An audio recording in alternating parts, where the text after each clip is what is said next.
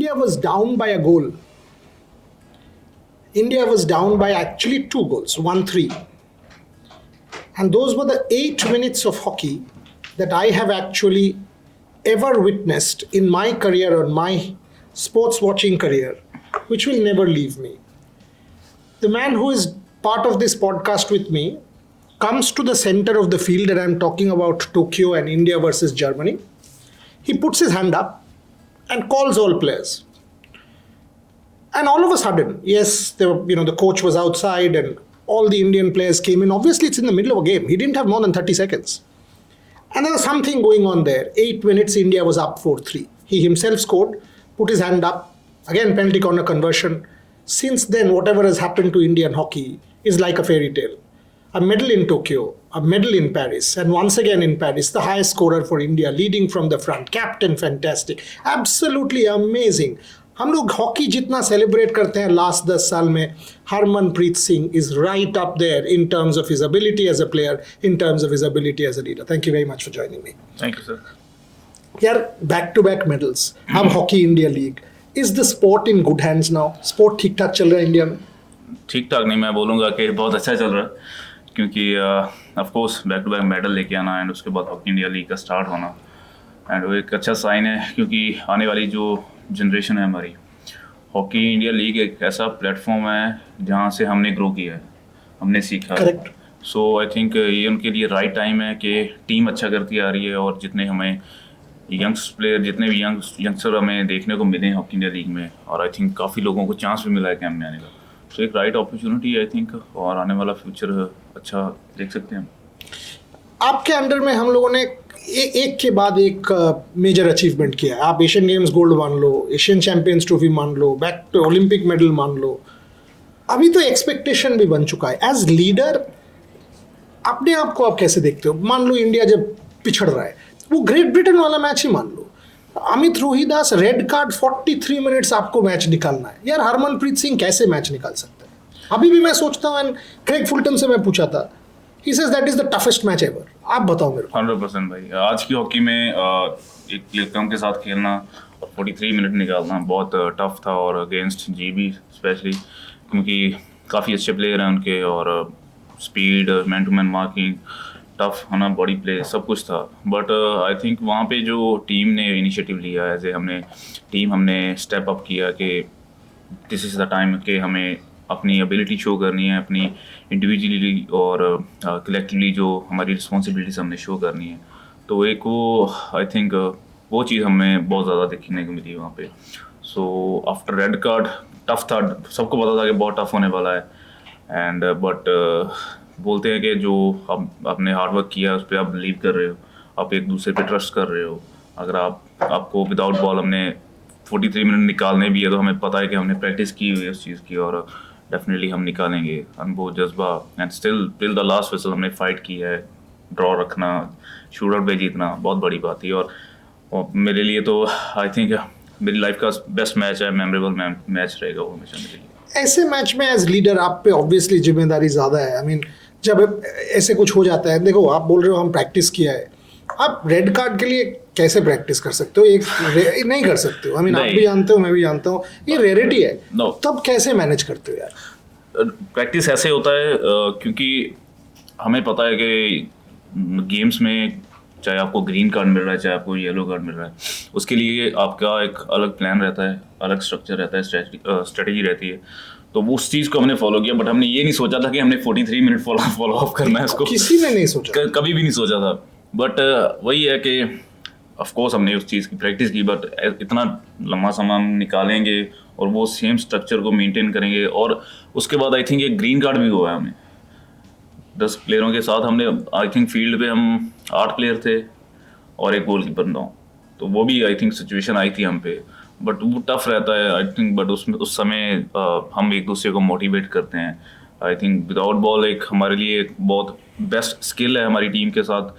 हम कम्युनिकेट बहुत अच्छा करते हैं एक दूसरे के साथ, क्योंकि विद बॉल हम कोशिश करते हैं कि जो प्लेयर का डिसीजन है वो खुद ले, बट विदाउट बॉल हम डिफेंडर मिडफील्डर को गाइड कर रहा है, मिडफील्डर फॉरवर्ड को गाइड कर रहा है, गोलकीपर सबको गाइड कर रहा है। तो आई थिंक वो चीज़ हमने काफ़ी अच्छी मैनेज की है। तो उस समय यही होता है कि लीडर है और जो अपॉर्चुनिटी मिलती है, आई थिंक हमें पीसी मिला है, और उस पीसी में अगर आप देखें तो आई थिंक एक ही बैटरी थी, वन स्टॉपर था।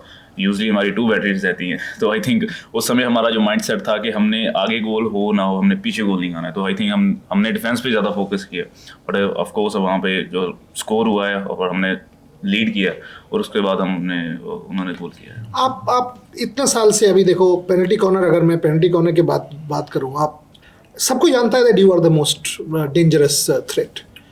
जब ऐसे कुछ हो जाता है क्रिकेट में, मान लो तेंदुलकर का विकेट लेना है, विराट कोहली का विकेट लेना है, हॉकी में हरमनप्रीत सिंह का पेनल्टी कॉर्नर रोकना है, ओपोनेंट भी आप पे काम कर रहा है, साइंस काम कर रहा है, इतना कोचेस काम कर रहे हैं, हर दिन इवॉल्व कर रहे हैं आपको रोकने के लिए। आप कैसे फिर भी एक अमेजिंग कंसिस्टेंसी के साथ आप गोल दागते रहते हो? What do you do? जो वो चीज़ करते हैं कि कैसे स्टॉप करना है, मैं ये कोशिश करता हूँ। मैं देखता रहता हूँ कि यार कौन सा रशर कैसे रन कर रहा है, गोलकीपर की पोजीशन क्या आती है, और उसमें हमारे जो कोचेस हैं, हमारा जो स्टाफ है, वीडियो एनालिस्ट है, आई थिंक उनकी बहुत सारा हेल्प रहती है कि हर एक छोटी चीज़ पे वो फोकस करवाते हैं हमें। और जब हम स्टडी करते हैं ओपोनेंट्स को, हम देखते हैं कि उनके मेन रशर्स कौन हैं। अगर वो 2 ब्लॉक के लिए आते हैं, डबल रशिंग कर रहे हैं, स्टिल हमारे पास कहाँ पे हमें जो गैप है मिल सकता है, और गोलकीपर का स्ट्रॉन्ग साइड कौन सा है, तो उस पर वर्क होता है। थोड़े बहुत चेंजेस होते हैं जब हम वेरिएशन बात करते हैं, क्योंकि यूजली बॉल जो स्ट्रेट आती है, और उसमें हम ऐड ऑन क्या करते हैं कि अगर फर्स्ट रशर को बीट करना है, हम थोड़ा बहुत स्टेप लेफ्ट स्टेप राइट के रनिंग में उसके लिए डिफ़िकल्ट हो वो एंगल चेंज करना, तो उस पर हम प्रैक्टिस भी करते हैं।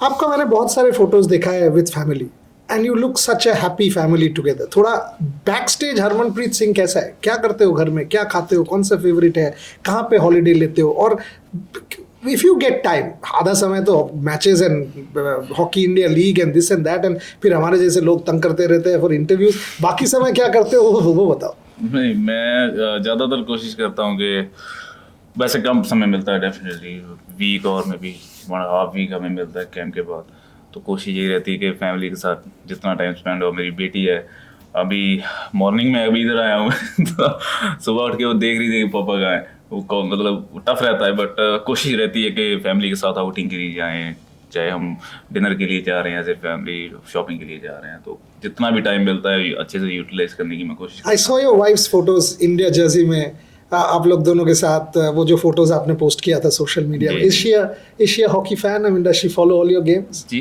बिल्कुल, क्यों नहीं, वो तो करेगी। हाँ, मैंने बिकॉज वो थोड़ा हेल्प हो जाता है, because you know once I think जो एक 100% वो बहुत अंडरस्टैंडिंग है, और आई थिंक डे 1 से जब से हम एक दूसरे को जान रहे हैं, उन्होंने मेरे को फुल ऑन सपोर्ट किया है।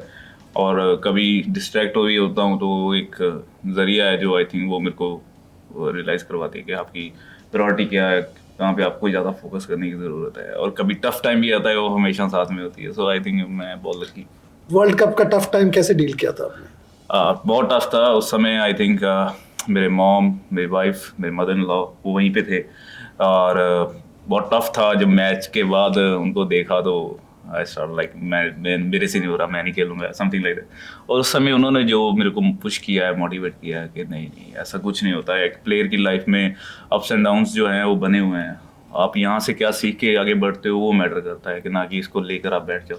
तो वो चीज़ें जो वर्ड्स हैं वो काफ़ी इंपॉर्टेंट थे मेरे लिए, और उस समय आई थिंक, और उनके अलावा मेरी टीम ने भी बहुत हेल्प की मेरे। ये जो एक फैमिली बन चुका है, आई मीन अभी आपको याद होगा, मैं और त्रिशा आपके स्टेडियम के बाहर खड़े थे हम लोग, आप बाहर आए, भोला जी हमारे साथ थे।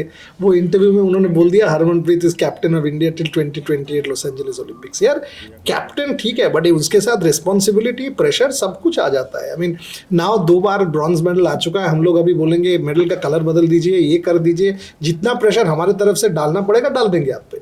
तो ये बोलिए, how do you deal with pressure? Pressure नहीं होता सर, वो हमारी रिस्पॉन्सिबिलिटी है। अगर कोई ना भी बोले, हमें पता है कि हमने करना ही है। तो हम स्पेशली मेरी ये मेंटालिटी है, अगर हम टोक्यो और पेरिस में गोल्ड मेडल जीते होते, तो अगर हम LA जा रहे हैं तो हमारा टारगेट सेम ही होता है कि हमने गोल्ड जीतना।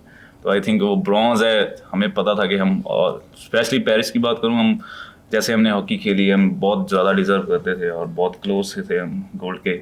और I think So you think we could have won one goal? Yes yes sir, बहुत अच्छा चांस था. जैसे through out the tournament team की परफॉर्मेंस रही है सब प्लेयरों की, वो बहुत अच्छी थी और टीम काफ़ी कॉन्फिडेंस में थी, तो एक अच्छा अपॉर्चुनिटी थी. बट आई थिंक इतने बड़े टूर्नामेंट में भी हर एक टीम को कंपटीशन अच्छा टफ मैच देना, ऑस्ट्रेलिया जैसी टीम को हराना, भाई कितने बार हम सुनते थे. तो आई थिंक वो एक बहुत उससे कॉन्फिडेंस मिला टीम को. तो कोशिश यही है कि भाई आपके लिए चीट डेज है?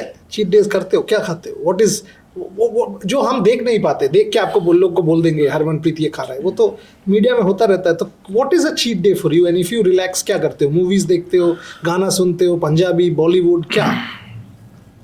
चीट डे सर घर पे ही होता है, और जब पराठे वगैरह बन जाते हैं फिर खा लेते हैं. कौन सा पराठे तो बताओ? आलू के पराठे, कोई भी, गोभी के पराठे. पंजाब में सर पराठे ही है. मतलब कभी कभी ऐसा नहीं कि बिल्कुल. और मैं ज़्यादा स्वीट लाइक नहीं करता, तो मीठा मैं खाता नहीं हूँ ज़्यादा. वो तो आप बच गए. हमको देखो प्लेजेंटली बंगाली, क्या कर सकते हैं. बट मुझे ये बताओ, म्यूजिक, रीडिंग, टीवी? म्यूज़िक मैं सुनता हूँ सर, हिंदी भी सुनता हूँ, पंजाबी भी सुनता हूँ. और यस, म्यूज़िक से मेरे बहुत प्यार है मेरे को. म्यूज़िक के साथ बहुत टाइम स्पेंड करता हूँ मैं, और कुछ ज़्यादा नहीं. Last couple of questions. देखो, डे इन डे आउट उठकर एक्सेलेंस चेज करना बहुत डिफिकल्ट है. क्योंकि देखो, हम जब आप मेडल जीतते हो ना, तो मीडिया ग्लेयर, सेलिब्रेशन, वो एक अलग बात है. हम लोग सब उछल जाएंगे, सेलिब्रेट करना शुरू कर देंगे. बट वो जो पीछे जो है, हर दिन सुबह उठकर प्रैक्टिस करना, एक भी लोग नहीं रहेंगे, खाली आप और आपका हॉकी स्टिक और आपके कॉलीग्स, वो सबसे डिफिकल्ट है. वो नहीं करोगे तो बेस्ट प्लेयर तो बनोगे नहीं. सो थोड़ा सा उस प्रोसेस, जो हॉकी खेलना चाहता है, जो बच्चा हरमनप्रीत सिंह बनना चाहता है, उसके बारे में थोड़ा सा बताइए. जर्नी सर हमेशा टफ रहती है. कोई भी स्पोर्ट्स पर्सन है, चाहे वो स्टार्टिंग की बात करें, तो डेफिनेटली स्टार्टिंग में ऐसा ही होता है कि ज़्यादा नॉलेज नहीं होती है आपको, एंड डेली रूटीन आपको फॉलो करनी है, आप बोर हो जाते हो. बट आई थिंक वो एक ऐसा पार्ट होता है जो आपका बेसिक, जिसको हम बोल देते हैं, उस समय जितना आप अपने आप पे फोकस करोगे और डेडिकेशन के साथ आप अपना काम करोगे, तो आई थिंक वो चीज़ आपको आगे जाके बहुत हेल्प करती है. तो मेरा भी सेम है कि मैं जब भी उठता हूँ मॉर्निंग में, मेरे को पता है कि मेरा एक माइंडसेट रहता है कि जो मैंने कल किया था उससे मैंने एक स्टेप बेटर करना है. चाहे वो कंडीशनिंग है, चाहे वो आपकी फ्लिकिंग है, चाहे आपका जिम है, तो एक चाहे वो रेपिटेशन की बात कर लेंगे, वो एक एक्स्ट्रा रैप करना है ना, सो काइंड ऑफ मेंटालिटी है, तो वही रहती है. तो बहुत सारा डेडिकेशन, बहुत सारा हार्डवर्क, डिसिप्लिन, अगर आपने कोई भी स्पोर्ट्स में आना है, तो आई थिंक वो बहुत इंपॉर्टेंट है. Last question. इतना अचीव कर लिया आपने, एक्चुअली आप जैसे इतना अचीवमेंट बहुत ही कम लोगों का है. I need to finish because we have to do this. मैं जब सोचता हूँ, when I think of current Indian sports people, आप जैसे अचीवमेंट किसी का, बहुत कम लोगों का होगा. हर दिन फिर भी मोटिवेशन, फिर भी बेटर करना, फिर भी, बिकॉज अभी तो आपने देखो बहुत पैसा कमा लिया, शोहरत कमा लिया, नाम कमा लिया, सब कुछ आपने कमा लिया. मैं सीरियसली बोल रहा हूँ. पैसा, come on. I mean, compared to Indian standards, you have achieved everything, but you still feel that motivation. वो ट्राइकलर ऊपर उठाना, what does it feel for you, Harman? इतना बताओ, वो ट्राइकलर आपके लिए क्या मायने रखता है? Everything sir. आई थिंक जब फर्स्ट डे मेरे को जूनियर टीम में जर्सी मिला था, तो एक वो दिन था, और जब भी मैं जर्सी पहनता हूँ वो सेम फीलिंग है आज तक. और बहुत प्राउड है कि मेरे को ये अपॉर्चुनिटी मिली है. और जब भी मेजर टूर्नामेंट में वो फ्लैग जाता है ऊपर और नेशनल एंथम चलता है, वो आई थिंक अभी भी देखो गूज़बम्स आएंगे मेरे को.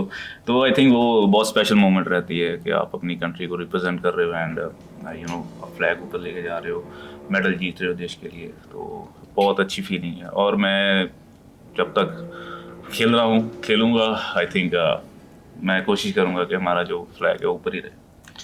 इसी में खत्म करते हैं एक ही रिक्वेस्ट से. ओलंपिक में एक बार ऊपर उठा देना और राष्ट्रगान बजा देना एलए में. डन सर, होएगा. उम्मीद करते हैं सर. All of us, उम्मीद में दुनिया कायम है. Harmanpreet Singh, one of the greatest to have played the sport for India, our leader, our captain, our fantastic.